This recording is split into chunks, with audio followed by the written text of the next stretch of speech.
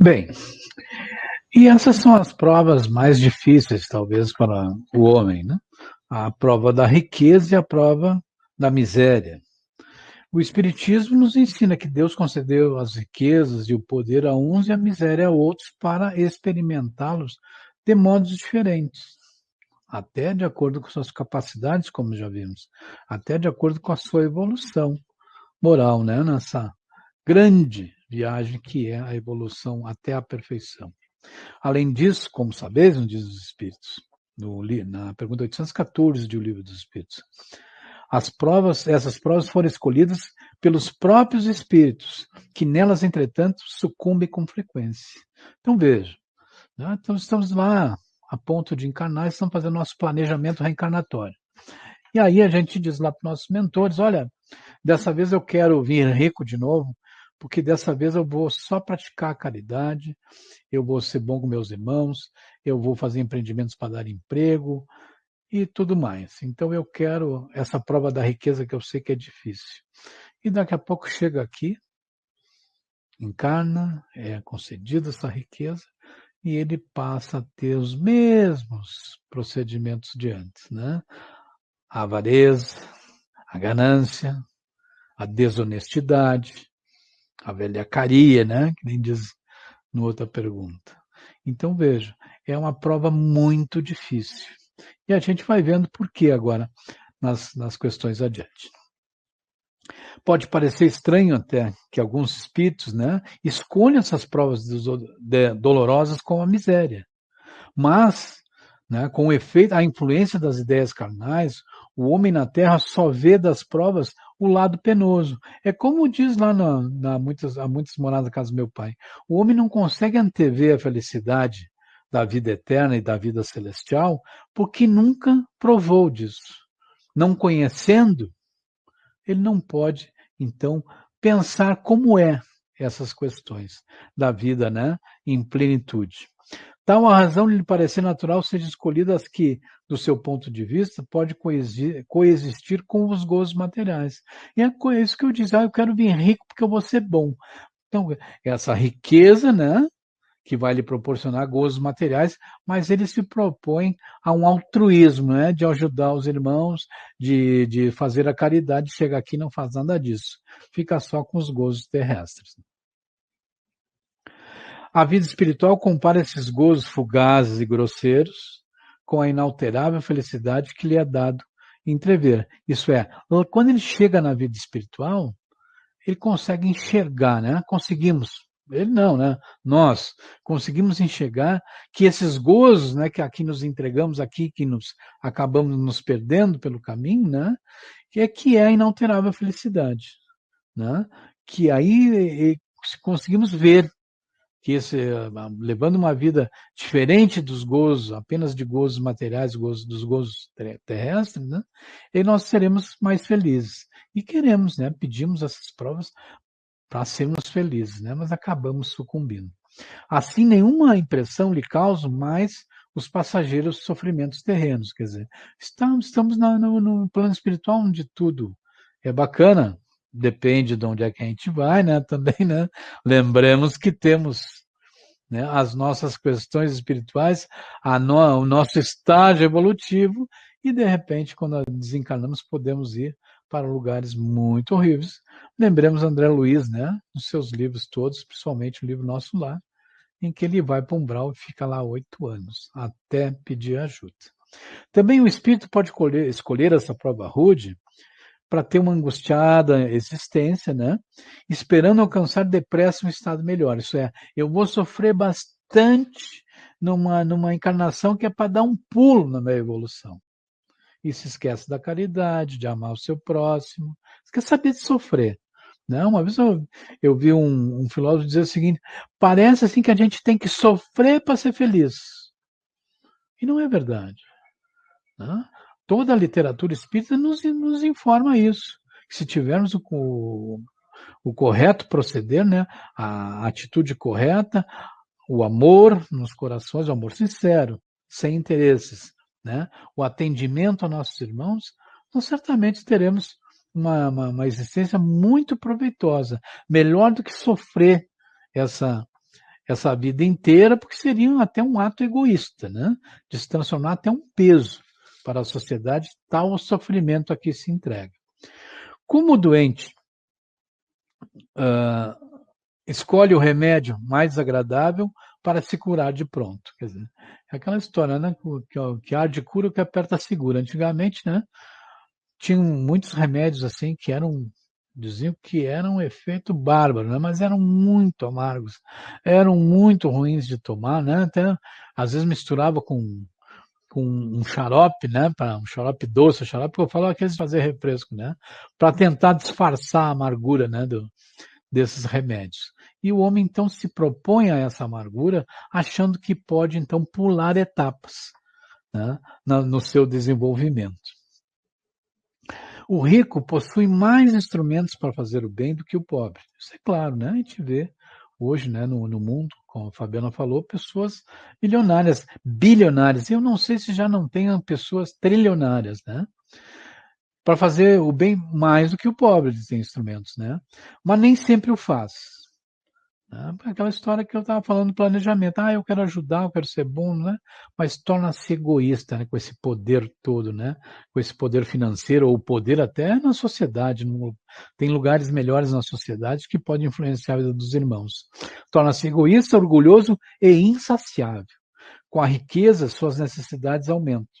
E ele nunca julga possuir o bastante para si unicamente. Então, vinde a mim, vem mais, eu quero sempre mais, né? Porque nada me satisfaz. Então, a prova da riqueza é realmente muito dura. A alta posição e o ter autoridade sobre seus semelhantes são provas tão grandes e escorregadias como a desgraça. Então, veja, são provas grandes e escorregadias, porque esse poder inebria. Esse poder entorpece as mentes. E as pessoas se achando no alto do seu poder, acham que pode ter até o poder sobre a vida e a morte das pessoas. Isso acaba levando a doenças mentais e espirituais muito graves e perigosas. Quanto mais rico e poderoso, mais obrigações, mais meios dispõe de fazer o bem e o mal. E nós vimos, né? Muitas vezes, hoje até entre as nações poderosas que têm exércitos poderosos acabam invadindo outras nações ou agridem, né? E ou pressionam de uma certa maneira, porque se acham, né, que essa riqueza, esse poder todo que pode levar a comprar armas poderosas, né, podem influenciar outros países. Na questão pessoal também, às vezes uma pessoa que pode comprar uma arma se sente então no papel de justiceiro, no papel de Deus, achando que pode decidir quem morre e quem vive, e qual a maneira que deve ser tratado.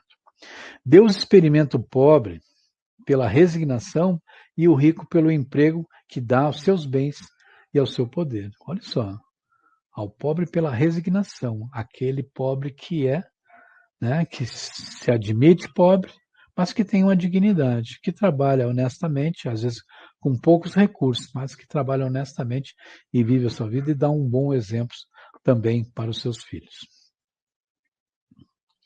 A riqueza e o poder, meus irmãos, né, e o nascer, fazem nascer todas as paixões que nos prendem à matéria e nos afastam da perfeição espiritual. E isso é fácil de exemplificar, né? A gente vê, às vezes, os escândalos dos políticos ou até de grandes, né, empresários, né, grandes empresas, que acabam, né, em função desse poder todo, acabam se entregando a outras paixões. E não são poucos os escândalos sexuais, os escândalos de falcatruas, né, de golpes, muitas vezes milionários, bilionários. Então vejo, afastam o ser humano da perfeição espiritual. Mas é uma empresa que fez isso. Não, não é uma empresa. Uma empresa é uma criação humana. Se existe essa empresa, há homens que estão lá dirigindo as suas atividades. A empresa não se gere sozinha, mas há homens muito mal intencionados gerindo as suas atividades. Por isso foi que Jesus disse: em verdade vos digo que mais fácil é passar um camelo por um fundo da agulha do que entrar num rico no reino dos céus. Então veja, parece aqui que Jesus condena todos os ricos e as riquezas. Não. Porque o mal não está na riqueza. O mal não está no dinheiro. O mal não está nos bens que os homens amealham durante a sua vida. O mal está no uso que fazem deles. Ou de como isso os faz sentir superior aos outros. E acabam fazendo essas grandes maldades. Porque, como disse anteriormente, o rico tem mais possibilidade de fazer o bem e o mal do que aquele que é pobre. Bem, e como que nós vamos, então, dar um melhor emprego, né, que se pode dar para a riqueza? E aí, lá no nosso Evangelho segundo o Espiritismo, tem a resposta. Procurai nestas palavras, amai-vos uns aos outros. Tão simples, né? Se nós conseguíssemos praticar, né, se todo mundo conseguisse praticar, seria tão simples.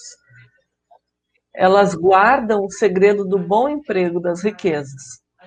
Aquele que se acha animado do amor do próximo tem aí traçada a sua linha de proceder. Na caridade está para as riquezas o emprego que mais apraz a Deus. E segue lá a mensagem. Rico, dá o que te sobra, faze mais. Dá um pouco do que te é necessário, porquanto o de que necessitas ainda é supérfluo, mas dá com sabedoria. Às vezes a gente acha que não tem nada para dar. Né? Se eu tivesse mais dinheiro, se eu fosse mais rica, se eu isso, se eu aquilo. E aí a gente tem que lembrar lá do óbolo da viúva. A moedinha que aquela viúva estava dando, Jesus considerava muito mais do que os sacos de moeda que os homens ricos colocavam lá.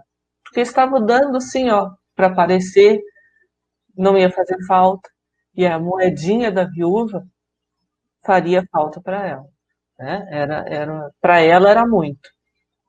Não repilas o que se queixa, com receio de que te engane, vai às origens do mal. Alivia primeiro, em seguida, informa-te e vê se o trabalho, os conselhos, mesmo a afeição não serão mais eficazes do que a tua esmola. Às vezes também a gente pensa e ouve pessoas dizendo assim, eu não vou ajudar porque eu não sei o que essa pessoa vai fazer com dinheiro, ou eu não vou dar dinheiro, ou eu não vou dar alimento à pessoa que vai trabalhar, enfim. Às vezes a pessoa está tão necessitada que ela precisa, assim, daquele dinheiro ou daquele alimento, ela precisa de uma ajuda, porque ela não tem condições de ir lá buscar, conseguir um emprego. São tantas as necessidades, né? E tem aquele ditado, para não dar o peixe, sim, ensinar a pescar, mas às vezes a pessoa precisa, sim, do peixe, e a gente precisa ensinar a pessoa a aprender a pescar. Né? Ela está tão carente, são tão poucos recursos que ela não vai conseguir pescar, ela não vai conseguir trabalhar sozinha. Ela precisa, sim, de ajuda, seja de alimento, de roupa, de dinheiro, né? E de orientações também, muitas vezes, para depois, sim, ela conseguir andar sozinha e aos poucos ir melhorando e conseguindo coisas para ela. Difunde em torno de ti, como socorros materiais, o amor de Deus, o amor do trabalho, o amor do próximo. A riqueza da inteligência deves utilizá-la como a do ouro. Derrama em torno de ti os tesouros da instrução. Derrama sobre teus irmãos os tesouros do teu amor e eles se frutificarão. Então é preciso a gente olhar um pouquinho mais para o próximo e pensar, às vezes, eu não sei a história daquela pessoa que está ali na rua pedindo dinheiro. Eu não sei a história toda, mesmo de alguém próximo a nós, um amigo, um familiar, que hoje tem dificuldades. Eu não sei o que aconteceu, mas eu posso ajudar? tá ao meu alcance fazer alguma coisa por essa pessoa, pensar nele, ver no que eu posso ajudar, né? Seja com recursos materiais, seja usando a nossa inteligência. Vamos pensar junto, meu amigo, meu irmão, o que a gente pode fazer por ti? Dinheiro eu não tenho, mas vamos pensar junto numa solução para o teu problema, né? Fé inabalável na vida futura. Fé que o Espiritismo faculta. Propiciará melhores condições de enfrentamento das provas, da miséria e da riqueza. É claro que às vezes a pessoa está com grandes dificuldades financeiras e ainda tem uma pessoa doente na família e que aí vai lá tentar marcar uma consulta num posto de saúde e a consulta ou o exame é só para daqui sei lá quantos meses e a pessoa precisa consultar, fazer o exame, fazer uma cirurgia com urgência e não se tem dinheiro para isso, né? Mas a gente tem que ter fé, a gente tem que ter resignação. Claro que a gente não deve ter essas questões de saúde, não deveria demorar tanto, não deveria demorar tanto para dar o atendimento à população, né? Mas, claro, às vezes, mesmo que alguém que seja muito rico pode ter dinheiro para todos os exames e daqui a pouco ele também pode ser uma pessoa com um problema de saúde, um grave problema, que não há o dinheiro que chegue, né, para resolver o problema. Ele pode até dar para o seu familiar o melhor médico, o melhor hospital, os melhores exames e mesmo assim não resolve. Tem coisas que estão na vontade de Deus, não estão ao nosso alcance, né? Quem se coloca pelo pensamento na vida espiritual, vida corpórea se torna simples. Simples passagem. A nossa jornada aqui vai durar 70, 80, 90 anos, alguns vai durar menos, mas teremos a nossa vida espiritual, a eternidade. Teremos outras encarnações, né? É como se estivéssemos fazendo uma viagem num país lá que a gente não gostou muito, né? É uma breve estada num país ingrato, uma encarnação. Então, as vicissitudes e tribulações dessa vida não passam de incidentes que ele suporta com paciência, por sabê-las de curta duração, devendo seguir-lhes um estado mais ditoso. E é uma questão de ponto de vista, né? Grandes e pequenos confundidos como formigas sobre um montículo de terra. É como eu disse antes. Eu não sou rica, mas eu tenho uma casa para morar, eu tenho minhas roupas, eu tenho meu emprego, tenho um carrinho mais ou menos. E quem não tem nada? Para quem não tem nada, pode achar que eu sou rica. Agora, quando eu vejo alguém que tem muito mais que eu vou pensar que aquele lá é rico e eu sou pobre. Enfim, é ponto de vista, né? E ali nós temos aquela imagem da Avenida Paulista, olhando de cima, a gente vê que tem umas pessoas na calçada, tem os carros, a gente não sabe quem é rico, quem é pobre, qual é o melhor carro que está passando ali, qual é o pior, o mais velho. Olhando de cima, a gente não sabe, né? Proletários e potentados são da mesma estatura. Então, conforme o ponto de vista, essa riqueza, essa pobreza, ela é relativa. Se entregam por um lugar que tão pouco as levará e por tão pouco tempo. Daí se segue que a importância dada aos bens terrenos está sempre em razão inversa da fé na vida futura.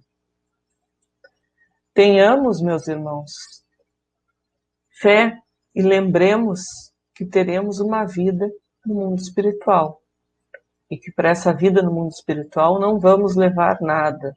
Não vamos levar carro, casa, joias, dinheiro, nada disso. Saldo bancário, né? Vamos levar as nossas virtudes.